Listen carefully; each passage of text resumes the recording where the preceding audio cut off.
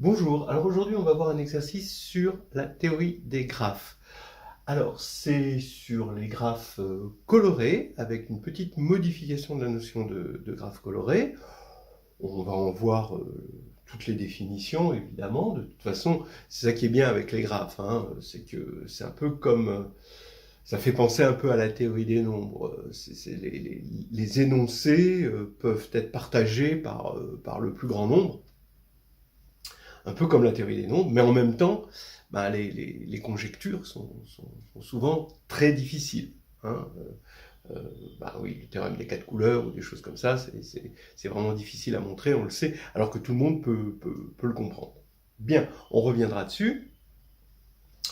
Ce qui fait que je voulais en parler, c'est que d'une part, c'est intéressant en soi, c'est assez sympathique, on gagne sa journée à voir cet exercice, et en plus, il peut se placer par exemple à l'agrégation interne, parce qu'il a un large spectre entre les graphes, qui sont au programme de l'interne, et vous avez le nombre pi qui va apparaître comme ça, magiquement, et puis la fonction de zeta, en fait zeta de 2, qui va apparaître.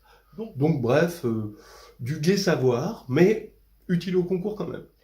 Alors je tiens à dire, avant de commencer, que je tiens cet exercice de mon étudiant Clément Péala, qui m'a tout de suite partagé cette petite pépite et qu'il avait trouvé sur le blog de Bernardo Supercasso, que vous pouvez trouver sur internet.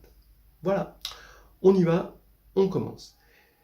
Encore un petit préliminaire, peut-être que vous savez ce que c'est qu'un graphe, c'est rien du tout, c'est juste des sommets qui sont reliés par des arêtes.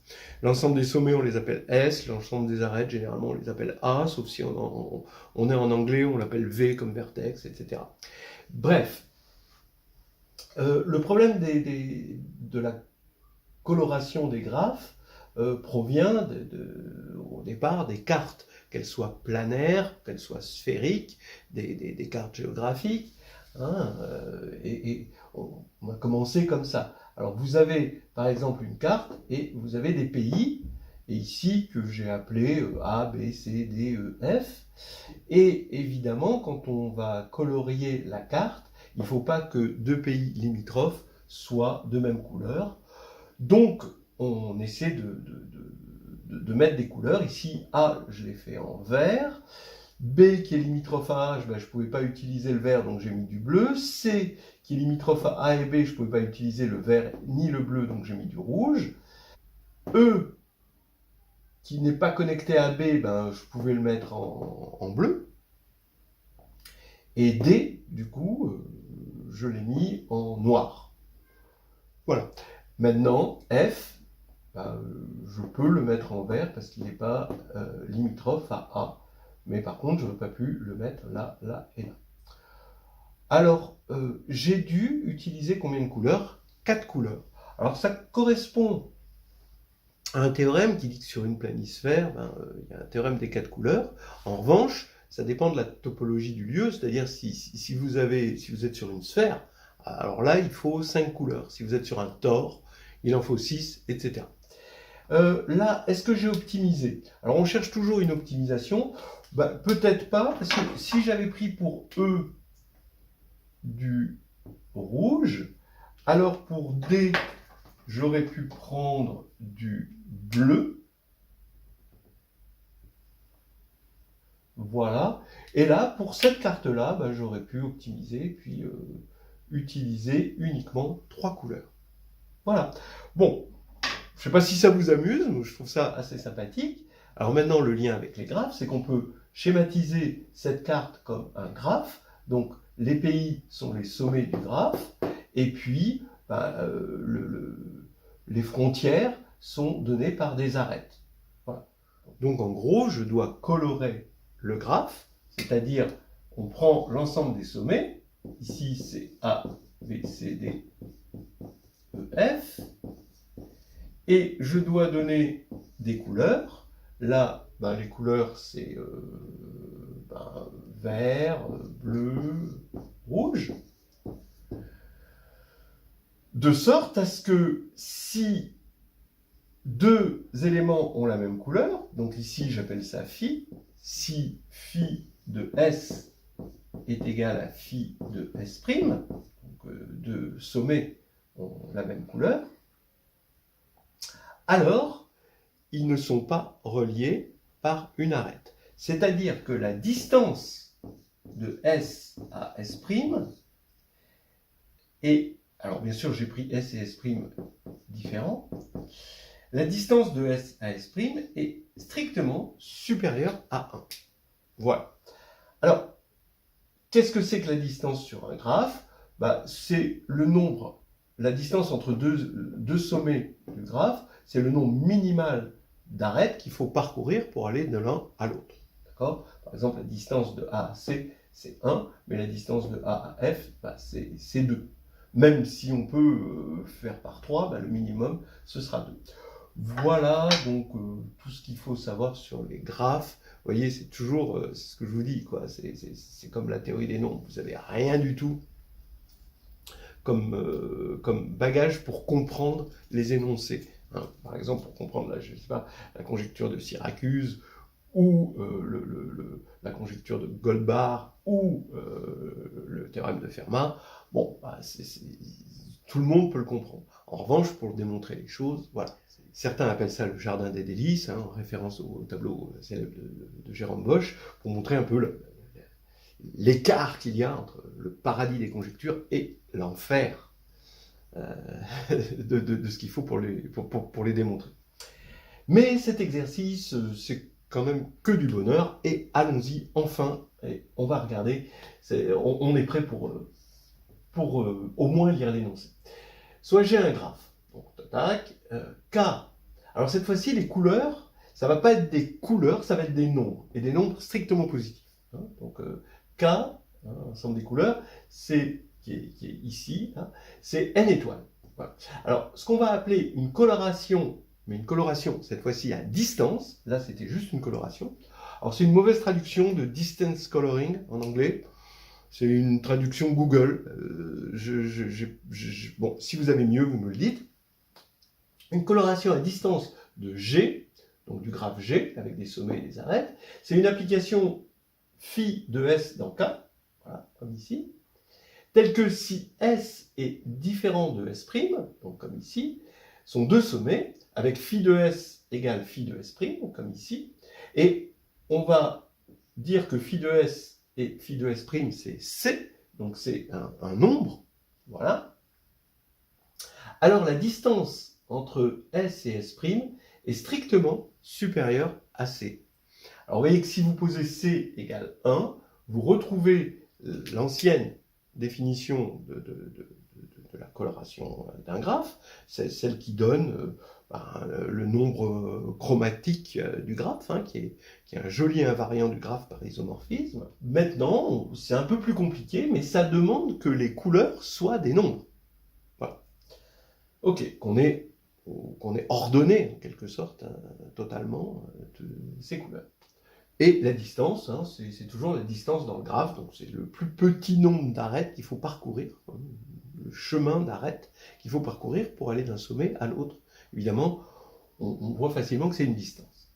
Bon, alors, montrer que pour le graphe de Z, donc le graphe naturel, hein, on ordonne Z, et puis on met des arêtes entre deux entiers consécutifs. Hein.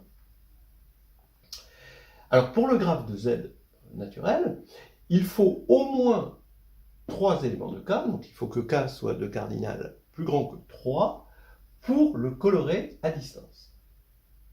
Voilà. Et ensuite, là, on va attaquer le cœur de l'exercice. Ça, c'est juste une mise en jambe. Montrer que pour le graphe de Z2, alors c'est le graphe de Z2.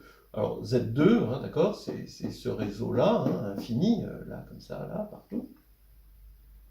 Et on va mettre des arêtes entre deux éléments qui forment un carré élémentaire de Z2, d'accord, voilà, qui sont des sommets d'un carré élémentaire de Z2.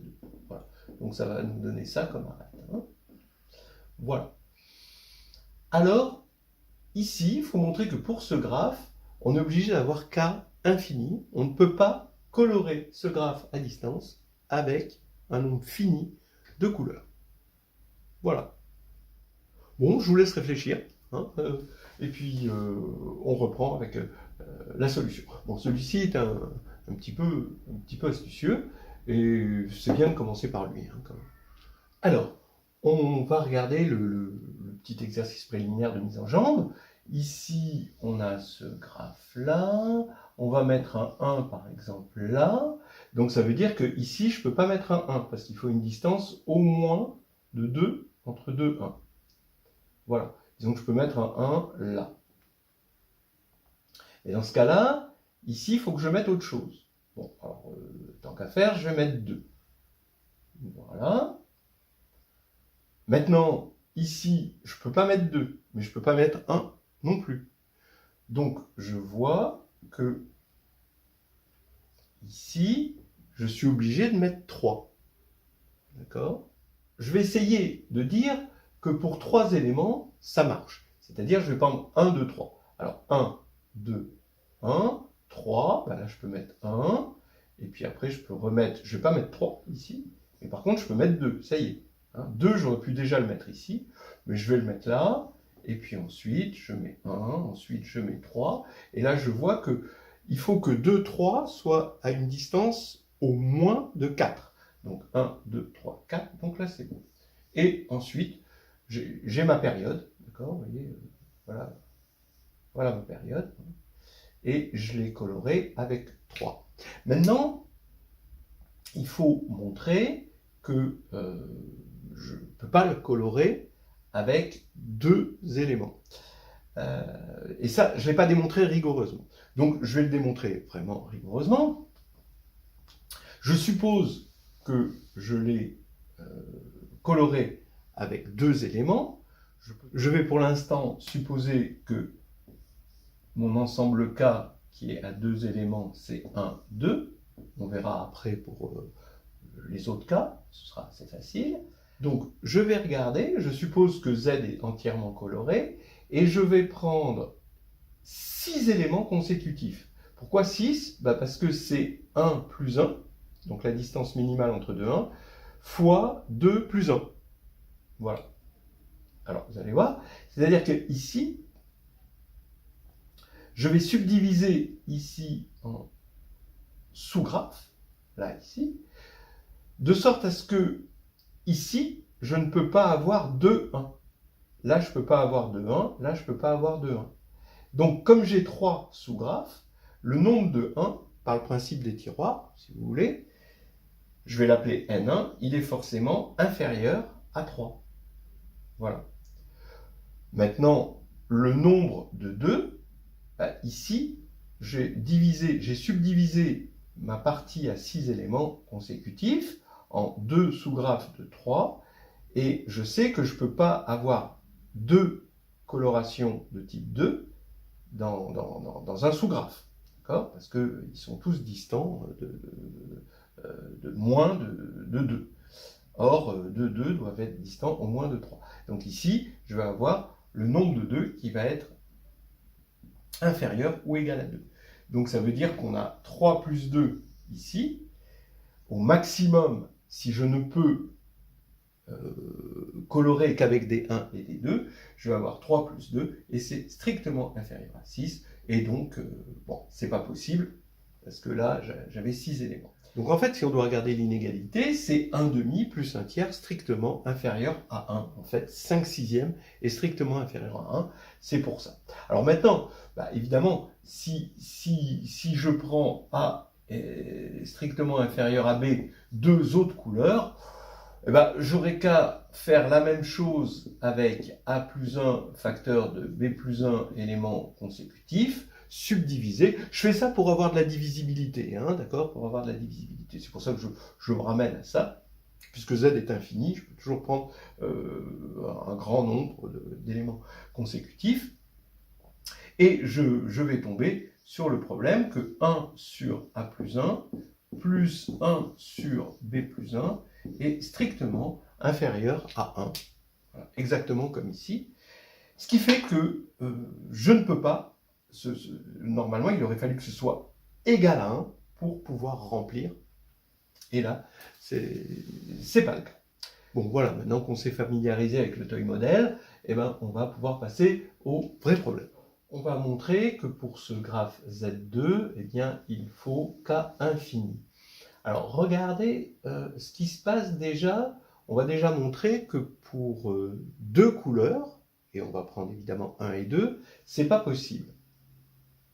Effectivement, parce que dans Z2, je vais extraire un sous-graphe ici qui correspond à un carré de 6 sur 6, et donc je peux extraire de ce sous-graphe 9 graphes ici, 9 c'est-à-dire 3 au carré, et je vois que d'après la structure du graphe, je ne peux pas avoir deux fois la couleur 1 sur les sommets, puisqu'ils sont tous à une distance 1 les uns des autres. Donc si je mets un 1 ici, je ne peux pas avoir un autre 1 à l'intérieur. Bon, ce qui veut dire, toujours par le principe des tiroirs, hein, bon, c'est un principe naturel, hein, vous avez des chaussettes et des tiroirs, et vous devez mettre 10 chaussettes dans 9 tiroirs, forcément, 2 chaussettes se retrouveront dans le même tiroir. D'accord? C'est complètement naturel. Donc, d'après le principe des tiroirs, il ne peut pas y avoir strictement plus de 9 éléments. Donc, au maximum, on va avoir 9 1 là-dedans. Et de la même manière, maintenant 2, ici, je subdivise le même sous-graphe maintenant en 4 carrés ici, comme c'est indiqué. Et là, je ne peux pas avoir deux fois la couleur 2 qui apparaît, parce que la distance entre 2 doit être plus grande que 3, et ici, à l'intérieur d'un carré de ce type-là, les distances sont inférieures ou égales à 2. Bien, donc ça veut dire, toujours principe des tiroirs, qu'on a au maximum 4, 2. Alors, oui, mais le problème, c'est que on va avoir ici 3 au carré, 1 au maximum, hein, plus 2 au carré, 2, eh bien ça fait 13, et ça ne peut pas remplir 6 au carré, c'est-à-dire 36. Donc vous voyez que le truc là maintenant, c'est que on a 1 sur 2 au carré, plus 1 sur 3 au carré, qui est strictement inférieur à 1. Voilà. Alors maintenant, on va le faire avec K couleurs, et on va montrer qu'avec K couleurs, c'est pas possible. Alors, toujours pareil, on se ramène comme tout à l'heure au cas où c'est K couleurs, c'est les couleurs de 1 à K, parce que le reste, ça ferait qu'empirer les choses. Hein. Là, si je prends quelque chose de plus grand que 2 et plus grand que 3, ça ne va pas arranger les choses. Bien, alors on y va.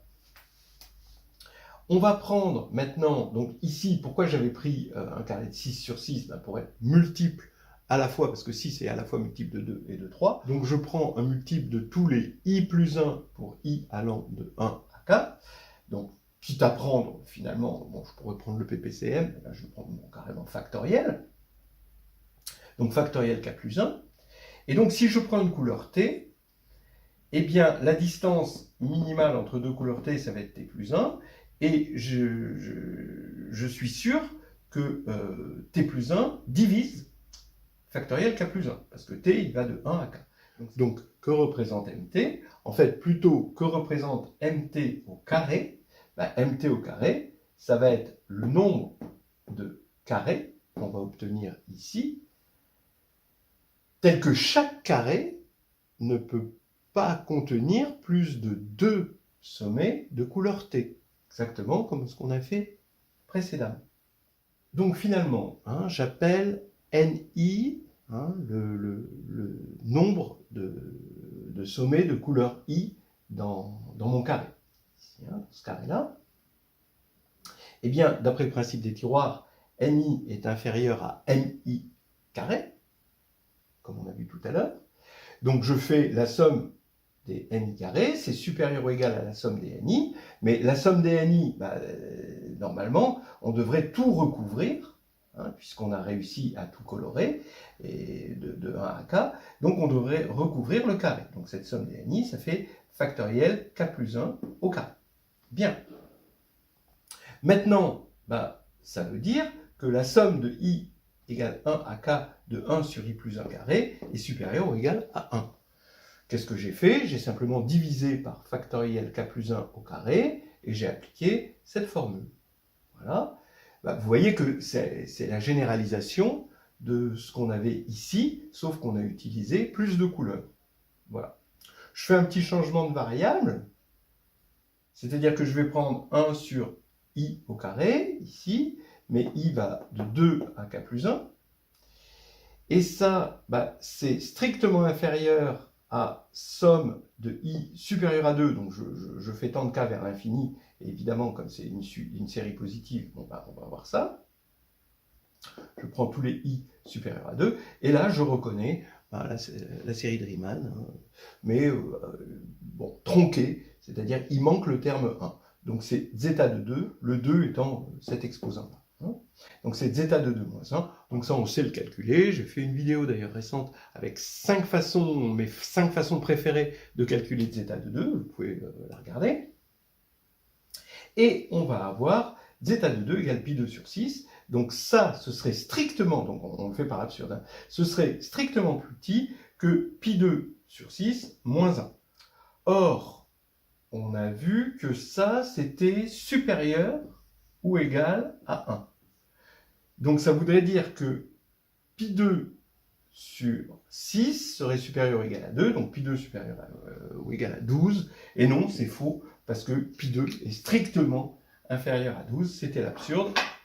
Calculer pi 2, fait pas loin de 10, même un peu en dessous. Donc ici, on va avoir une absurdité.